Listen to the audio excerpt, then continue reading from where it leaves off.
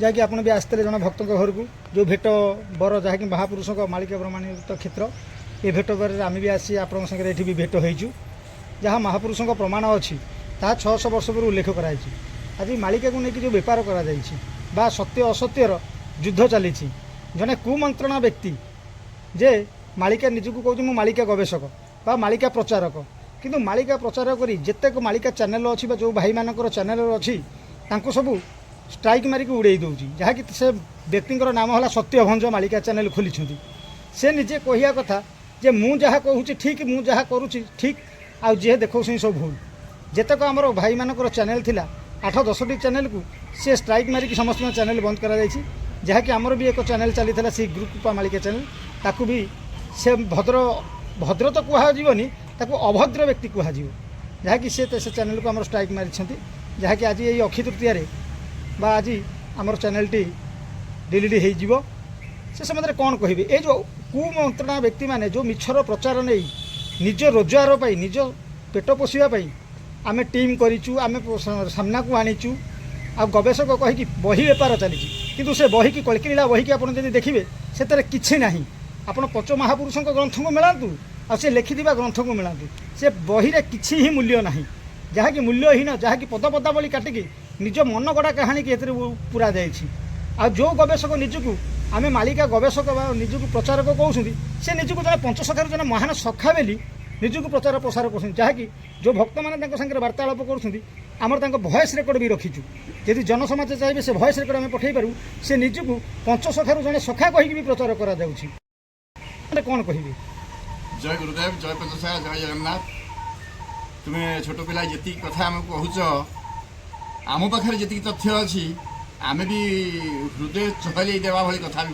कहीपर आम आरंभ गोटे गोटे कथा कहूचु जे कि क्या माने आघात देला भाया कथा जदिव नुह से छोट पिला सी केमिति आम पाखक आसला से कथा के कहूचु से जो बही कथा कह से बही कथा कहबू आउ क्या विरुद्ध सी आसला से कथा कहबू समस्ते या विचार करूँ जेहेतु गोटा आई बर्तमान जोटा कि आम भेट बर पाखे जदि कथाटा पड़ी ताल यहाँ जो मैंने धर्म भक्त समाज आज सब शुणुंट ये जिनस से मैंने विचार करते हृदय भितर जे केते दूर सत आगे प्रथम कथा जो हरिहाट पड़िया नहीं आज कार्यक्रम चली से हरिहाट पड़िया को जिते आम प्रथम आसीलु से आसीलु मालिकार प्रमाण अच्छी तते परिचय देवी ब्राह्मण बोली कही आम प्रथम ब्राह्मण होकर आसीलु छोटिया कथा कहूँ सेठी एमती गोटे संघर्ष सृष्टि है जे कि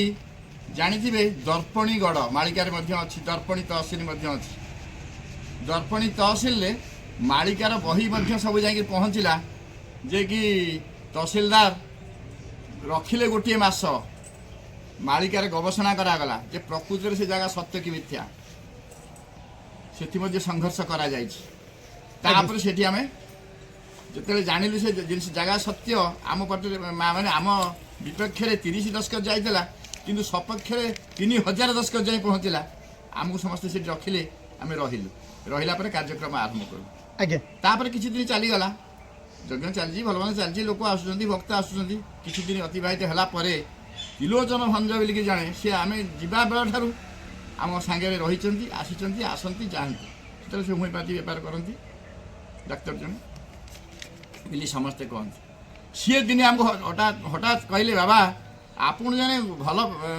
भद्र व्यक्ति खोजिया चाहूँ जान किए ना से चैनल कर सत्य भंज चैनल आम मना कलु समय है मना कर दियो सी गोटे चैनल आड़ातु से कही मु जगह नहीं देखई पारि कि अनुमति ना मुझे आपन को से जगह को पहुँचे पारि चैनल आड़ातु से त्रिलोचन भंजर मन्तव्य अच्छी तापर से दिने हठात बापा को लेकर से सत्यभंज बापा को लेकर गाड़ी आसी पहुँचले आम पाखे बापा जो पहुँचले सी सत्यभंज पहुँचले जो कुकुर आम पाखे सब बहुत अच्छा व्यस्त कर पकेले आम गोटे बारंडार ग्रिल दिया से ग्रिल भितर बापा को पहुँचे बसैलु बस आलोचना मध्यम बापा आमको कहले समस्ते कहते मालिका मालिका मालिका कथा कहते इतिहास टार किए कौच आम कहलु आप जाना इतिहास टार अच्छी ना कहले इतिहास टार अच्छी हाँ अच्छी आम कहले आम से प्रदीप्त कुमार पाणी बोली जड़े ମାନେ ଯିଏକି ମାଳିକାକୁ ଗବେଷଣା କରନ୍ତି ସିଏ ଗୋଟେ ଲେଖିଥିଲେ ଉତ୍କଳ ଅନନ୍ତ ପ୍ରକାଶ 2014 ସେ ବହିଟିକି ତାଙ୍କୁ ଧରେଇଦେଲୁ।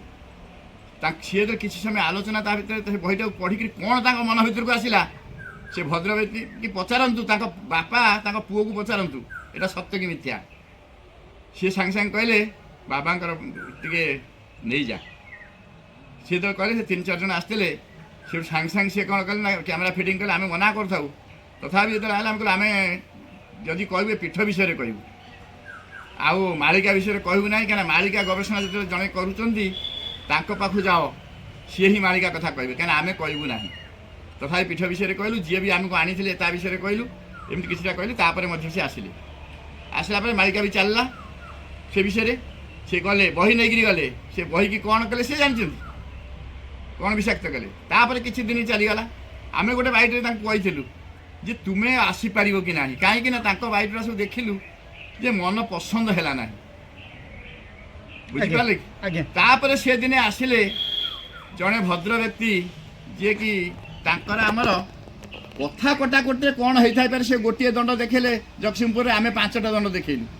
ସିଏ ଆମ ଭିତର କଥା, ସିଏ ଆମ ଭିତର କଥାକୁ ନେଇକରି ଶତ୍ରୁତା ତିଆରି କରିବା ପାଇଁ ଦିନେ ତାଙ୍କର ଗୋଟେ ଲୋକଙ୍କୁ ପଠେଇଲେ ଯିଏକି ସତ୍ୟଭଞ୍ଜ ଚ୍ୟାନେଲର ଲୋକଙ୍କୁ ପଠେଇଲେ ଯେ ବାବାଙ୍କ ପାଖକୁ ଯା, ଯେ ମୁଁ ପଠେଇଛି ବୋଲି କହିବ। ଆଉ ପେପର କାଟିକିରି ଗୋଟିଏ କିମ୍ବା 2ଟି ପେପର ପଠେଇଛନ୍ତି ଯେ ଦେଖ ତାଙ୍କ ବିରୁଦ୍ଧରେ ଲେଖା ହେଇଛି, ସିଏ ହେଉଛନ୍ତି ଆମର ଶାରଦା ବାବୁ, ଯିଏ ଦଣ୍ଡ ଘଷିକି ଲୋକଙ୍କୁ ଭଲ କରନ୍ତି ଜଗତସିଂହପୁରର। ଯେ ଦେଖାଅ ଆଉ ତୁମେ 15 ମିନିଟ୍ର ଭିଡ଼ିଓ ଦେବ, ଆମେ ଏଇ ଯେଉଁ ଜିନିଷଟା ଅଛି ଆମେ ତା ଭିତରେ ଦେଇଦେଲେ ମାନେ ତାଙ୍କ ବିପକ୍ଷରେ କାର୍ଯ୍ୟ। କାହିଁକିନା ତା କିଛି ଦିନ ପୂର୍ବରୁ ଆମେ ଦେଇଥିଲୁ ତାଙ୍କର 5ଟି ଦଣ୍ଡ ଆମେ ଦେଖେଇଥିଲୁ ଗୋଟେ କଥା ପ୍ରସଙ୍ଗରେ। ସିଏ ଯେତେବେଳେ ଆମେ ମନା କଲୁ ଯେ କାହା ବିରୁଦ୍ଧରେ ଆମେ କୌଣସି ମନ୍ତବ୍ୟ ଦେବୁ ନାହିଁ, କହିଲେ 15 ମିନିଟ୍ରୁ 5 ମିନିଟ୍ ପର୍ଯ୍ୟନ୍ତ ଆସିଲି। ସେଦିନ ତା ପୂର୍ବ ଦିନ ଥିଲା ଗୁରୁ ପୂର୍ଣ୍ଣିମା। ଆଜ୍ଞା। ଆମ ପିଲାମାନେ ସବୁ ଆସିଲେ, ଆମେ କହିଲେ ଦେଖ ପିଲାମାନେ ଆସୁଛନ୍ତି କିନ୍ତୁ ଆମେ କାହା ବିରୁଦ୍ଧରେ ଦେଇପାରୁ ନାହିଁ, କାହିଁକି ନା ଗୋଟା ଯେମିତି କହନ୍ତିନି ଜୀବନ ମାରିବ ଜୀବିକା ମାରିବନି। ସିଏ ତାଙ୍କର କ'ଣ କରୁଛନ୍ତି, ଗୋଟା କଥା ବିଷୟରେ ସଂଘର୍ଷ ଚାଲିଛି, ଆମେ କ'ଣ କହିଦେଇପାରୁ। କିନ୍ତୁ ଗୋଟା ବ୍ୟକ୍ତିଗତ ଭାବରେ କାହାକୁ ଆକ୍ଷେପ କରି କହିବାଟା ସେଟା ମାନେ ଠିକ୍ ନୁହଁ। ମୁହାଁମୁହିଁ ବାଣ ମାରିପାରିବ, କିନ୍ତୁ ତାଙ୍କର ବିପକ୍ଷରେ କ'ଣ ପେପରରେ ଛପା ହେଇଛି ସେଟା ସତ କି ମିଛ ଆମେ ଜାଣିଛୁ, ଆମେ ଦେଖିଛୁ। ତେଣୁକି ତାଙ୍କ ପେପର ସେ କାଟିକିରି ଆଣିଛନ୍ତି, ସେ ପେପରରେ କ'ଣ ଛପା ହେଇଛି ଆମେ ଦେଖିନୁ ଜାଣିନୁ। ଆମେ ସେ ପେପରକୁ ପଢ଼ିକିରି ଆମେ ଭୁଲ ତଥ୍ୟ ଦେବାଟା ଠିକ୍ କି ଆମେ ମନା କରିଥିଲୁ। ସେଇଦିନଠୁ ସେ ଆମ ପାଖକୁ ଆସନ୍ତି ନାହିଁ। ତା 15 ଦିନ କି 25 ଦିନ ପରେ ଦେଖିଲା ବେଳକୁ ସେ ଯାଇକି ସେ ବ୍ୟକ୍ତିଙ୍କ ପାଖରେ ପହଞ୍ଚି ଯାଇଛନ୍ତି। କେଉଁଠି ନା ଜଗତସିଂହପୁରରେ। ଯେତେବେଳେ ପହଞ୍ଚି ଯାଇକିରି ତାଙ୍କଠାରୁ ବାଇଟି ଆଣି ତାଙ୍କ ଭିତରେ ଆଳାପ ଚାଲିଛି। ଆମେ କହିଲୁ ଏ ବ୍ୟକ୍ତି ହେଉଛନ୍ତି ବିଷାକ୍ତ। କାହିଁକି ନା ଯେହେତୁ ସେ ଆମ ପାଖରୁ ଏ ଜିନିଷ ନେଇଥିଲେ ଆମକୁ ବିଷାକ୍ତ କରିଥାନ୍ତେ, ତାଙ୍କ ପାଖରୁ ଆଣିବି। ଇଏ ହେଉଛି ବିଷବୃକ୍ଷ। ଇଏ ଚାହାନ୍ତି ଯେ ଆମ ପାଖରେ ରହିଲେ ମାନେ ମୁଁ ପରସ୍ପର ସାଙ୍ଗରେ ଲଗେଇବି ଯୁଦ୍ଧ, ମୁଁ ଭିଉ ତିଆରି କରିବି, ମୁଁ ପଇସା ରୋଜଗାର କରିବି। ଯଦି ତୁମେ ଏତେ ସଚୋଟ, ତୁମେ ସ୍କାନର କାହିଁକି ଲଗାଉଛ, ମେମ୍ବରସିପ୍ କାହିଁକି ତିଆରି କରୁଛ? ତୁ ତ ଗୋଟେ ଛୋଟିଆ ପିଲା, ଛୋଟିଆ ସବୁ ଚ୍ୟାନେଲ ମାନେ ସବୁ ଛୋଟ ଛୋଟ ଚ୍ୟାନେଲ କରିଛନ୍ତି, ସେ ପେଟ ପୋଷିବା ପାଇଁ କରନ୍ତୁ ବା ନ କରନ୍ତୁ, କିନ୍ତୁ ତୁ ତ ଟାଉଟର ଭଳିଆ ପେଟ ପୋଷିବା ପାଇଁ ଯିଏ ନ କରିଥିବ ସେ ସ୍କାନର କାହିଁ ଲଗେଇବ, ମେମ୍ବରସିପ୍ କାହିଁ କରିବ, କାହା ଆକାଉଣ୍ଟରୁ ଜାଣନ୍ତର ପଇସା କାହିଁ କଟିବ? ଆମ କହିବା କଥା ଆମେ ସେ ଏତେ ଆମର ଧାରଣା ନାହିଁ, ସେ ଚ୍ୟାନେଲ ଉପରେ ଆମର ଏତେ ଧାରଣା ନାହିଁ। ମାଳିକାକୁ ଯୋଉ ବେପାର କରୁଛି ନାଇଁ ଆମେ ଜାଣୁଛୁ ବେପାର ନଥିଲେ, ଯଦି ଆମ କହିବା କଥା ଛୋଟ ମୋଟ ଚ୍ୟାନେଲ ସବୁ ଅଛି, ଯଦି ଜଣେ ଯାହାକୁ କଥା କହିକିରି କାଟୁଛି ସେ ଠିକ୍ କହୁଛି କି ଭୁଲ କହୁଛି, ଯଦି ଠିକ୍ ନ କହିଥାନ୍ତା, ତାକୁ ବାଧିଲା ଭଳିଆ କଥା ନ କହିଥାନ୍ତା, ସିଏ ତା ଚ୍ୟାନେଲକୁ କାହିଁ କାଟୁଛି? ବାବା ମାଳିକାର ସନ୍ଧାନ ପ୍ଲସ୍ ବୋଲି ଗୋଟେ ମାଳିକା ଚ୍ୟାନେଲ ଥିଲା, ଅନନ୍ତ କୃପା ବୋଲି ଗୋଟେ ଥିଲା, ଭକ୍ତି ନାୟକ ଥିଲା, ଭକ୍ତି ଦେବାନନ୍ଦ ଥିଲା, ଯାହାକି ହିନ୍ଦୁସ୍ତାନ ପ୍ରକାଶ ଥିଲା, ଯାହାକି ଆମର ଶ୍ରୀ ଗୁରୁ କୃପା। ଏ ସମସ୍ତ ମାଳିକା ଚ୍ୟାନେଲକୁ ସେ ସତ୍ୟଭଞ୍ଜ ବୋଲି ଏକ ସମସ୍ତ ଚ୍ୟାନେଲ ସିଏ କ'ଣ ଏତେ ସତ୍ୟ? ସିଏ ସତ୍ୟ ନାଁରେ ଯେଉଁ ମିଥ୍ୟା ପ୍ରଚାର କରୁଛି ସେଟା ହେଉଛି ଭୁଲ ଜିନିଷ। ତା ଆଉ ଗୋଟେ କଥା କହୁଛୁ, ଆଉ ଜଣେ ବ୍ୟକ୍ତି ଯିଏ କହୁଛନ୍ତି ଯେ ଆମେ କଳ୍କିଲୀଳା ପ୍ରକାଶ କରୁଛୁ, ଯେଉଁ କଳ୍କିଲୀଳା ବହିଟାକୁ ଭୁଲ ବୋଲିକିରି ପ୍ରମାଣିତ କରାଯାଇଛି ସେଇ ତମରି ଯେଉଁ ଆମର ଗୁରୁକୃପା ଚ୍ୟାନେଲ ମାଧ୍ୟମରେ। ସେଇ ବ୍ୟକ୍ତି ଦିନେ ସନ୍ଧ୍ୟାବେଳେ ଆମ ପାଖରେ ଆସି ପହଞ୍ଚିଲେ, ପଚାର ତାଙ୍କୁ ଚ୍ୟାନେଲ ମାଧ୍ୟମରେ ଆମେ ବି କହୁଛୁ। ଆମେ ଯେତେବେଳେ ସିଏ କହିଲେ ବାବା ମୁଁ ଆପଣଙ୍କୁ ଆସିଲି ଦର୍ଶନ କରିବା ପାଇଁ ମୁଁ ଗୋଟେ ହିନ୍ଦୀରେ ଛପେଇବାକୁ ଚାହୁଁଛି ସେ କଳିକିଲ୍ଲା ବହି। ଆମେ କହିଲୁ ହିନ୍ଦୀ ମାନେ ପୁସ୍ତକ ଛପେଇବା ପୂର୍ବରୁ ଆପଣ ଟିକେ ତାକୁ ଆଉ ଥରେ ଅନୁଧ୍ୟାନ କରନ୍ତୁ। କାହିଁକି ନା ଆପଣଙ୍କୁ ନିର୍ଦ୍ଦେଶ ଦେଲା କିଏ, ଆପଣଙ୍କୁ ଅନୁମତି ଦେଲା କିଏ ଯେ ମହାପୁରୁଷଙ୍କ ବାଣୀକି ଯେଉଁଠି 12 ଧାଡ଼ି ଲେଖା ହେଇଛି ତା ଦେହରେ 6 ଧାଡ଼ି କଟା ହେଇଛି, 3 ଧାଡ଼ି ଯୋଡ଼ା ହେଇଛି, ଆପଣଙ୍କୁ ଅଧିକାର ଦେଲା କି? ସେ କହିଲେ ଯେ ମୋର ମାଳିକାର ଜ୍ଞାନ କିଛି ନାହିଁ, ମୋତେ ଯାହା ନିର୍ଦ୍ଦେଶ ହେଉଛି ମୁଁ ସେଇଆ କରୁଛି। ତମକୁ ଏମିତି ନିର୍ଦ୍ଦେଶ ହେଉଛି? ମହାପୁରୁଷ ବାଣୀକି କାଟିବାକୁ ନିର୍ଦ୍ଦେଶ ତମକୁ ହେଇଗଲାଣି? ପଚାରନ୍ତୁ ତାଙ୍କୁ ଯାଇକିରି। ଯେଉଁ ଭକ୍ତମାନେ ଦେଖୁଛନ୍ତି ତାଙ୍କ ଅନଲାଇନ୍ରେ କିଣୁଛନ୍ତି ବହି, ଲକ୍ଷ ଲକ୍ଷ ଟଙ୍କା ସେମାନେ ରୋଜଗାର କରିଛନ୍ତି, ତାଙ୍କୁ ପଚାରନ୍ତୁ। ତାଙ୍କ ମାଳିକାଟା କେହି ହାତ ମାରିନାହାନ୍ତି, ତାଙ୍କ ଯେଉଁ ଚ୍ୟାନେଲକୁ କେହି ତ ମାନେ ହାତ ମାରି ବନ୍ଦ କରିନାହାନ୍ତି। ଆଉ ଭକ୍ତମାନଙ୍କଠାରୁ ଯେଉଁ ଭକ୍ତ ମେଳି କରିକି ଯେଉଁ ସ୍କାନର ଦେଇକି ଯେଉଁ ପଇସା ନେଉଛନ୍ତି ତାଙ୍କୁ କେହି ହାତ ଉଠେଇକି ଡାକିଛନ୍ତି କି? କିନ୍ତୁ ଆମ କହିବା କଥା ବର୍ତ୍ତମାନ ଭକ୍ତ ସମାଜ ମାନେ ଗୋଟିଏ କଥା କହୁଛୁ ଯେ ସେ ଯେଉଁ ମାଳିକା ଯେଉଁ ବହି ଛପା ହେଇଛି କଳିକିଲ୍ଲା ପୁସ୍ତକ, କେହି ମୂର୍ଖ ନାହାନ୍ତି। ସମସ୍ତେ ବହିକି ଅନୁସନ୍ଧାନ କରନ୍ତୁ ଯେଉଁ ଲେଖା ହେଇଛି ମାଳିକା ଭିତରେ ସେ ବହି ଠିକ୍ ଅଛି କି ଭୁଲ ଅଛି। ଯଦି ଠିକ୍ ନାହିଁ ସ୍ୱର ଉଠାନ୍ତୁ। ଆଉ ଯେଉଁ ଆଜିକାଲି ଯେଉଁ ଅଛି କ'ଣ ନା ଅନ୍ୟାୟରେ ମାତିଛନ୍ତି ଧର୍ମକୁ ପ୍ରତି ଧର୍ମରେ ଥିବା ଲୋକଙ୍କୁ ଯେ ପଡ଼େ ବିପତ୍ତି। ଯେଉଁ ଚ୍ୟାନେଲ୍ ଛୋଟ ମୋଟ କରିଛନ୍ତି ସେ ଧର୍ମରେ ଅଛନ୍ତି, ଧର୍ମରେ ମୁଣ୍ଡ ଟେକୁଛନ୍ତି। କିନ୍ତୁ ଇଏ କ'ଣ ଚାହୁଁଛନ୍ତି ନା ଏ ଆଙ୍କ ମୁଣ୍ଡଟାକୁ ଆମେ କାଟିଦେଲେ, ଆମେ ଯଦି ତାଙ୍କ ପଛରେ ରହିକି ସର ବିନ୍ଧିବୁ ତାହେଲେ ଏମାନେ ବନ୍ଦ ହେଇଗଲେ ଆମେ ଗୋଟିଏ ଚ୍ୟାନେଲ୍, ଆମେ ଯାହା କହିବୁ ସାପକୁ ବେଙ୍ଗ ଦେଖେଇବୁ, ଭକ୍ତ ସମାଜ ଆମକୁ କୁଣ୍ଢେଇବ। ଇଏ ସତ୍ୟ ନାଁରେ ମିଥ୍ୟା କାହିଁ ତିଆରି କରୁଛ? ତେଣୁକରି ଆମେ ଗୋଟିଏ କଥା କହୁଛୁ, ଯଦି ତମେ ସତ୍ୟ, ସେଇଥିପାଇଁ ଆମେ କହିଥିଲୁ ଯେ ତମେ କେବେ ଆସିପାରିବ ନାହିଁ ଆମ ପାଖକୁ। କାହିଁକି ନା ଆମେ ଦେଖିଲୁ ସତ୍ୟ ନାଁରେ ମିଥ୍ୟା ହେଇଛି, ମାନେ ତମ ପାଖରେ ସତ୍ୟ ବନ୍ଧା ପଡ଼ୁଛି। ଆମେ ଗୋଟିଏ କଥା କହୁଛୁ ବାପା, ଯଦି ତମେ ହେଉଛ କୁକର୍ମ, କୁ ଚ୍ୟାନେଲ୍ ମାନେ ସୁ ଚ୍ୟାନେଲ୍ ନୁହଁ। କିନ୍ତୁ ଯିଏ ସେ କହୁଛି ଅଗାଧୁଆ ପୃଷ୍ଠଭୋଗ ଅକର୍ମେ ବାସୁଦେବ କର୍ମ କଲେ ଖେଳିଯାନ୍ତି। କିନ୍ତୁ ଯିଏ ଅଘର କର୍ମ ଜାଣିନି, ଯିଏ ଭଲ କର୍ମ ଜାଣିନି, ସିଏ ତା ପାଖରେ ଆମର ଯେଉଁ ବାଇଟ୍ କେତେଟା ଅଛି ସେ କାହିଁ ରହିବ? ସେ ସ୍ୱଚ୍ଛାକୃତ ଭାବରେ କାଟି ଦେଉ। ଆମେ କେସ୍ କରିବୁ ମାନେ କାହିଁକି ନା ସିଏ ଆମେ ଯଦି କଳଙ୍କ, ଆମେ ଯଦି ଠିକ୍ ଲୋକ ନୁହଁ, ଆମର ଯେତେଟା ବାଇଟ୍ ଯେତେ ଚ୍ୟାନେଲ୍ରେ ଅଛି ସବୁ କାଟି ସାରିଲୁଣି। ଆଉ ତୋ ଚ୍ୟାନେଲ୍ ଅଛି ତୁ କାଟି ପାରୁନୁ କାହିଁକି? ଆଉ ତୋ ବାପାକୁ ପଚାର, ବାପାଙ୍କୁ ନେଇକି ସାଙ୍ଗରେ ଆସିଥିଲୁ, ଯେଉଁ ବହିଟି ନେଇଥିଲୁ, ଯେଉଁ ବହି ମାଧ୍ୟମରେ ବାପା ନିର୍ଦ୍ଦେଶ ଅନୁସାରେ ତୁ ଆମଠାରୁ ବାଇଟ୍ ନେଇଥିଲୁ, ସେ ବାପାଙ୍କୁ ପଚାର ସେ ବାଇଟ୍ଟା କାଟିବି କି ନାହିଁ। ଯଦି ବାପାକୁ ଭଲ ପାଉଥାଉ, ଯେ ତୋର ପ୍ରଥମ ଗୁରୁ, ବାପା ତୁ ଗୁରୁ କରିଛୁ, ତତ୍ତ୍ୱଗୁରୁ କରିଛୁ, ଯଦି ତତ୍ତ୍ୱଗୁରୁ କରିଛୁ ତତ୍ତ୍ୱଗୁରୁ ପଚାର ଯେ ଯେଉଁ ମାଳିକା ଉପରେ ଯେଉଁ ତଥ୍ୟ ଦେଉଛୁ, ଯେଉଁ ମାଳିକା ଠିକ୍ ଭୁଲ ବିକ୍ରି ତୋ ପାଖରେ ତ ଜ୍ଞାନ ନାହିଁ, ତୋ ଗୁରୁଙ୍କୁ ଟିକେ ପଚାର ଯେ ଯେଉଁମାନେ ସବୁ ଦେଉଛନ୍ତି ମୁଁ ତା ମାଳିକାକୁ ସବୁ ମାନେ କପିରାଇଟ୍ କରୁଛି, କପିରାଇଟ୍ ଅର୍ଥ କ'ଣ ତୁ ବୁଝିଛୁ ନା? ତୋ ଇଂଲିଶ ଜ୍ଞାନ ତ ବହୁତ ଅଛି, ଆଉ ତୁ ଯାହା ତ କରୁଛୁ ତ ତା ଅର୍ଥ ଟିକେ ବୁଝ, କପିରାଇଟ୍ କେମିତି କାହାକୁ କୁହାଯାଏ ଆଉ କେମିତି କରାଯାଏ। ଏ ଉକିଲ ଧରି ଭୁଲ ତଥ୍ୟ ଦେଇ ଭୁଲ ଯେଉଁଟା କହନ୍ତି କାମ କରିକିରି କାହାର ମାନେ ମନ କିଣା ଯାଇପାରେ ନାହିଁ। ବାବା ସେଇଥିପାଇଁ ତ ନେମାଳରେ ଚପଲ ମାଡ଼ ଖାଇଥିଲା ଯଶବନ୍ତଙ୍କ ଗାଦିରେ। ଆଉ ଗୋଟେ କଥା ଶୁଣ, ନେମାଳ ତୁ ନେମାଳ କଥା କହୁଛୁ, ନେମାଳରେ ଯେତେବେଳେ ନିଆଁ ଜଳୁଥିଲା ସେଇ ନେମାଳରେ ଆମେ ହିଁ ମଧ୍ୟ ଦେଖିଥିଲୁ, ତା ଆଡ଼େଇକି ଦେଖ ଚ୍ୟାନେଲ୍, ଆମେ କହିଥିଲୁ ସେ ବାଳୁତ ବଟବୃକ୍ଷ ଯେତେବେଳେ 2001ରେ ଆମେ ଯାଇକରି ଜଳଯଜ୍ଞ କରିଥିଲୁ ଯେ ଯେଉଁ ଅଚ୍ୟୁତଙ୍କ ନିର୍ଦ୍ଦେଶ କ୍ରମେ, ସେତେବେଳେ ସେ ବୃକ୍ଷର ବୟସ ମାତ୍ର 2 ବର୍ଷ ହେଇଥିଲା। ଯେତେବେଳେ ଆମର ରତ୍ନବଟ ରତ୍ନଜୋଡ଼ିରେ କର୍ମ ହେଲା, ସେଠି ପାଟ ବନ୍ଧା ହେଲା, ତାର ସମୟ ସରିଯାଇଥିଲା, ଲିପିବଦ୍ଧ ମାଳିକାରେ ଅଛି, ସେ ଗୋଟେ ଦେବୀ ରୂପେ ଥିବେ, ଅଭିଶାପ ପାଇଥିବ, ବଟ ଉଭେଇଯିବ। ତେଣୁ ସେ ବଟ ଉଭେଇ ଯାଏ। ତାପରେ ବହୁତ ମାଳିକାକାର ବହୁତ ଭଲ ମନ୍ଦ ତାକୁ ଗବେଷଣା କଲେ, ଆଉ ତଥ୍ୟର ଠିକ୍ ସନ୍ଧାନ ଦେଲେ ଯେ ସିଏ ଗୋଟିଏ ଚଢ଼େଇ ଝାଡ଼ା ପଡ଼ିଥିଲା, ଭଲ ମନ୍ଦ କରିଥିଲା, କେତେ ପ୍ରକାର ବାହାରିଲା, ତାପରେ ବଟ ବିଳେଇଗଲା। ତୋ କଥା ରହିଲା କି ବାପା? ରହିପାରିଲାନି। ନେମାଳ ତ ଗାଣ୍ଡି କରିଦେଲେ ହେମାଳ, ଆଉ କିନ୍ତୁ ହେମାଳ ହେଇଗଲୁ, କିନ୍ତୁ କିଛି କରିପାରିଲୁ, କିନ୍ତୁ ନେମାଳ ଆଗେଇ ଚାଲିଲା। ସବୁ ଜାଗା ଆଗେଇ ଚାଲିବ, କିନ୍ତୁ ଟିକେ ପଛକୁ ଚାହାଁ। ଆଉ ଆମର ଯେଉଁ ବାଇଟ୍ କେତେଟା ଅଛି ତୁ ସବୁ ଚ୍ୟାନେଲ୍ କାଟି ସାରିଲୁଣି, ଆଉ ତୋ ପାଖରେ ଯେଉଁଟା ଅଛି କାହିଁ ରଖିଛୁ ତାକୁ କାଟିଦେ।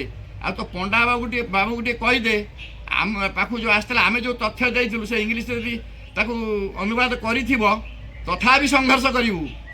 ଯଦି ଯେଉଁ କହୁଛି ଆମର ଭୀମ ଭୋଇଙ୍କର ଲେଖା, ଯଦି ଭୀମ ଭୋଇଙ୍କର ପଦାବଳୀ ପୁଣି କାଟିଥାଉ, ତାହେଲେ କେସ୍ ପାଖକୁ ମଧ୍ୟ ଆମେ ଯାଇପାରୁ। ତାପରେ ମାଳିକା କ'ଣ ତା ପୈତୃକ ସମ୍ପତ୍ତି ତା ତା ପୈତୃକ ବେପାର ନୁହଁ, ଆମେ କହିପାରୁ ଆମ ବେପାର। କାହିଁକି? ଯେହେତୁ ଆମେ ବାନପ୍ରସ୍ଥ ବାଲା।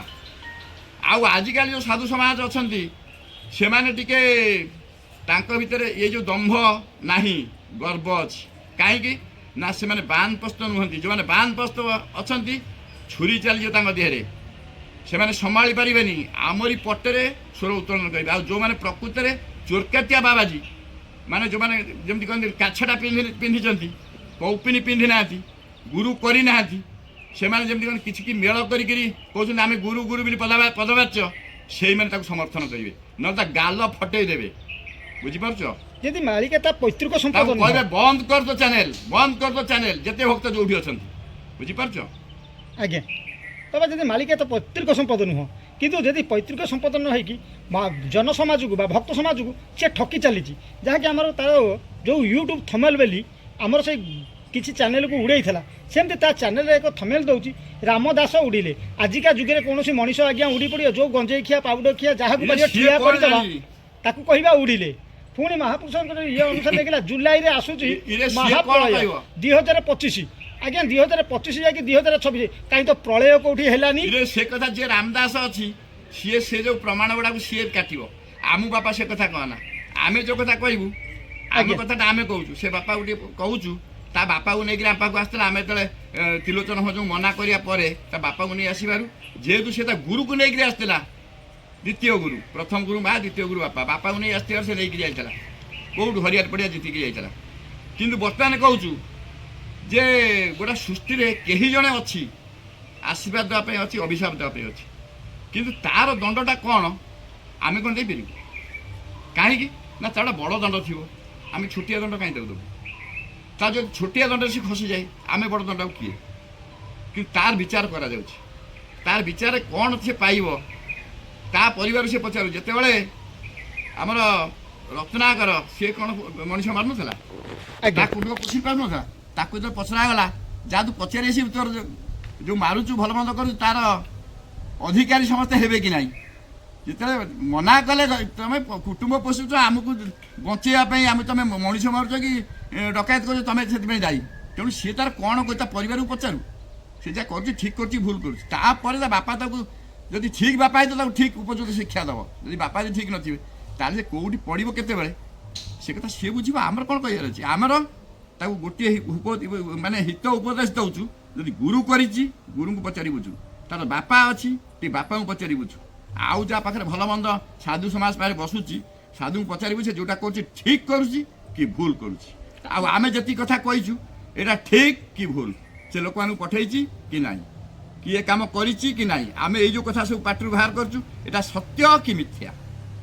ଆଜ୍ଞା ବୁଝିପାରୁଛୁ କି ବାବା? ତାଙ୍କର ସବୁ ଗବେଷକ ଯେଉଁ ନିଜକୁ ପଞ୍ଚସଖାରୁ ଜଣେ ସଖା ବୋଲି ପ୍ରଚାର ପ୍ରସାର, ତାହାର ଭକ୍ତମାନେ ଆମକୁ ଭଏସ୍ ରେକର୍ଡିଂ କରିକି ପଠାଇଛନ୍ତି। ସିଏ କ'ଣ କରେ? ସେ ନିଜେ ଆମ ପାଖରେ ମାନିଛି ଯେ ମୁଁ କିଛି ମାଳିକା ବିଷୟରେ ଜାଣି ନାହିଁ, ମୋତେ ଯାହା ନିର୍ଦ୍ଦେଶ ହେଉଛି ତୁ ଏମିତି ଜ୍ଞାନୀଟା। ଆଜ୍ଞା ହଁ ବୁଝିପାରୁଛୁ? ଆଜ୍ଞା। ଏମିତି ସବୁ ଘଟଣା। ତେଣୁ ତା ଉପରେ ଚିନ୍ତା କଲେ ସବୁ ବହୁତ କିଛି ହେବ। ତେଣୁ କେହି ମନ ଦୁଃଖ କର ନାହିଁ। ଯେତେ ଚ୍ୟାନେଲ ଭାଇମାନେ ସବୁ ଅଛନ୍ତି, ଏରେ ଚ୍ୟାନେଲ ଉଡ଼ିଗଲେ କ'ଣ ହେବ? ତମ ମନ ଭିତରେ ସେ ମାନେ ଯେମିତି କହନ୍ତିନି, ସମସ୍ତେ ଯେତେବେଳେ ଯେମିତି ଆକୁଳରେ ଡାକିବେ ପ୍ରଭୁଙ୍କୁ। ବୁଝିପାରୁଛ? ସେ ଅନ୍ୟାୟରେ ଯିଏ ମାତିଛନ୍ତି ସେ ତ ଧର୍ମକୁ ପୋତିକିରି ମାତିଛନ୍ତି ନା। ତେଣୁକରି ଯିଏ ଧର୍ମକୁ ଯିଏ ଆଦରିକିରି ଅଛନ୍ତି ସେ କ'ଣ ଧର୍ମକୁ ଛାଡ଼ିଦେବେ? କେବେ ଧର୍ମକୁ ଛାଡ଼ିବେନି। ତମେ ସବୁ ଧର୍ମରେ ରହିଥାଅ, ନିଶ୍ଚିତ ସମୟ ଆସିବ, ପୁଣି ସୁଫଳ ଫଳିବ। ସମସ୍ତେ ଠିକ୍ କ'ଣ ଭୁଲ କ'ଣ ଜାଣିପାରିବେ। ଆଉ ତମେ ସମସ୍ତେ ଜାଗ୍ରତ ହେଇକିରି ଥାଅ, ନିଶ୍ଚିତ ସବୁ କାର୍ଯ୍ୟ ହେଇପାରିବ। ବୁଝିପାରିଛ? ଆଜ୍ଞା। ଅନ୍ୟାୟରେ ମାତିଛନ୍ତି ଧର୍ମକୁ ଯେ ପତି, ଧର୍ମେ ଥିବା ଲୋକଙ୍କୁ ଯେ ପଡ଼ୁଛି ବିପତ୍ତି, ଭକ୍ତଙ୍କୁ ସହିବା ପାଇଁ ଶକ୍ତି ଦେଉଥାଅ, ଅନ୍ୟାୟ ସତ୍ୟ ପାଇଁ ବିଚାର ଯେ କର, ଆଗରେ ଯେ କହୁଛନ୍ତି ମିଠା ମିଠା କଥା ପଛରେ ଯେ କାଟୁଛନ୍ତି ଭକତଙ୍କ ମଥା ମୁଖରେ ମୁଖା ଦେଇଣ ଆରେ ମୁଖରେ ମୁଖା ଦେଇଣ କହୁଥାନ୍ତି କଥା ପଛରେ କହୁଅଛନ୍ତି ଆମର ନାହିଁ ସାମରଥା ଅପେକ୍ଷା କର ଭକତ ଦେଖିବ ନୟନ ଅଳ୍ପ ଦିନରେ ତାଙ୍କ ହୋଇବ ପତନ ଶୂନ୍ୟରେ ଥାଇ ଶୂନ୍ୟ ଯେ ପୁରୁଷ ଦେଖନ୍ତି ଶୂନ୍ୟରେ ଥାଇ ନ ଶୂନ୍ୟ ପୁରୁଷ ଦେଖନ୍ତି ଶୂନ୍ୟରେ ଥାଇ ନ ପୁଣି ଦଣ୍ଡ ଦେଉଥାନ୍ତି ବୁଝିପାରୁଛ ତେଣୁକରି ସେ ମୁଖ ମାନେ ମୁଖରେ ମୁଖ ପିନ୍ଧେଇକି ସେ ମୁଖା ପିନ୍ଧେଇ କହୁଛନ୍ତି ସ୍କାନର ମାର ତମେ ଭକ୍ତ ହେଇଗଲ ତୁମେ ମେମ୍ବର ହେଇଗଲ କିନ୍ତୁ ଭକ୍ତମାନେ ଜାଣିପାରୁନାହାନ୍ତି ସ୍କାନରଟା ମାରିକିରି ଟିକେ ଷ୍ଟଚ୍ କରିଦେଲେ ତାଙ୍କ ଆକାଉଣ୍ଟରୁ ପଇସା ତା ଆକାଉଣ୍ଟରୁ ପଳେଇ ଯାଉଛି ସିଏ ଚାହୁଁଛି ମୁଁ ଗୋଟା ବଡ଼ ମୋ ମାସରେ ଏତେ ପଇସା ରୋଜଗାର ହେଉଛି ଆଉ ତମ ଆକାଉଣ୍ଟରେ କ'ଣ କରୁଛନ୍ତି ନାଇଁ ଯେତେକ ତମର ଭ୍ୟୁ କମେଇଦେବା ତମକୁ ମାନେ ତମ ଚ୍ୟାନେଲ ବନ୍ଦ କରିଦେବା ତାହେଲେ ମୁଁ ଗୋଟା ଅଣ୍ଡିରା ଇରେ ସେ ଜାଣୁଛି ଅଣ୍ଡିରା କୋଉଠି ଜନ୍ମ ହେଇଛି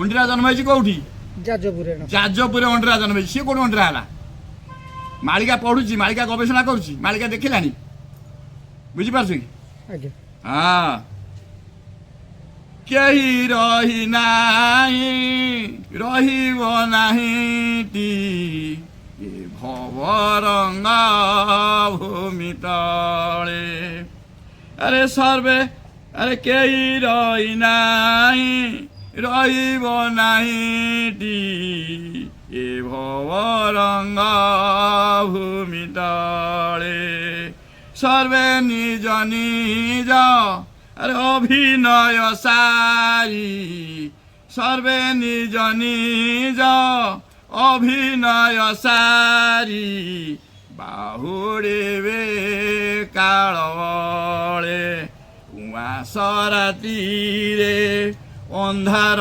ঘটিলা উঁয়াস রাতিরে অন্ধার ঘটিলা অন্ধকার প্রায় দিশি সূর্যোদয় হেব আরে অন্ধার লুচিব সূর্যোদয় হেব অন্ধার লুচিব নথিব আসরাতি কেহি রহি নাহি এ রহিব নাহিটি এ ভবরঙ্গ ভূমি তলে সর্বে নিজ নিজ অভিনয় সারি সর্বে নিজ নিজ এ অভিনয় সারি বাহুড়িবে কালবলে কেতে গলেনি সে কেতে চ্যানেল করছি কেতে লোক গলেনি কেতে চ্যানেল কাটিদেলানি এটা নূয়া চ্যানেল কেতে বাহারিব ব্যস্ত কাହିଁକି এটা ସିଏ କ'ଣ କାଲି ଥିବ ସିଏ ବି କାଲି ରହିବନି ବ୍ୟସ୍ତ କାହିଁ ହେଉଛ ବ୍ୟସ୍ତ ହୁଅ ନା ସିଏ କହୁଛି ସିଏ ଅଣ୍ଡିରା ଅଣ୍ଡିରା ନୁହଁ ଯିଏ ଅଣ୍ଡିରା ଜନ୍ମ ହେଇଛି ସେ ଅଣ୍ଡିରା କଥା ଅଣ୍ଡିରା ବୁଝିବ ବ୍ୟସ୍ତ ହୁଅ ନା କିନ୍ତୁ ସମସ୍ତେ ସେ ଜଣକୁ ଜଣାଅ ଯେ ଉଆଁସ ରାତିରେ ସେ ଚନ୍ଦ୍ର ଉଇଁ ଦେଇପାରିବ କି ପାରିବ ନାହିଁ କିନ୍ତୁ ନିଶ୍ଚିତ ଉଆଁସ ରାତିରେ ଚନ୍ଦ୍ର ଉଦୟ ହେବ ଆଉ ତାର ଯେଉଁ ଉଆଁସ କଥାଟା ସମସ୍ତେ ଜନସମାଜ ଜାଣିବ ଭକ୍ତ ସମାଜ ଜାଣିବ ତାପରେ ତା ଅବସ୍ଥା କ'ଣ ହେବ ସିଏ ବିଚାର କରୁ ତାର ଯେଉଁ ଭକ୍ତ ସମାଜ ସବସ୍କ୍ରାଇବ୍ ମାରୁଛନ୍ତି ସିଏ ଟିକେ ବିଚାର କରନ୍ତୁ ଯେ ଠିକ୍ ଜାଗାରେ ହାତ ମାରୁଛନ୍ତି କି ଭୁଲ ଜାଗାରେ ହାତ ମାରୁଛନ୍ତି ଜୟ ଗୁରୁଦେବ ଜୟ ପଞ୍ଚସଖା ଜୟ ଜଗନ୍ନାଥ।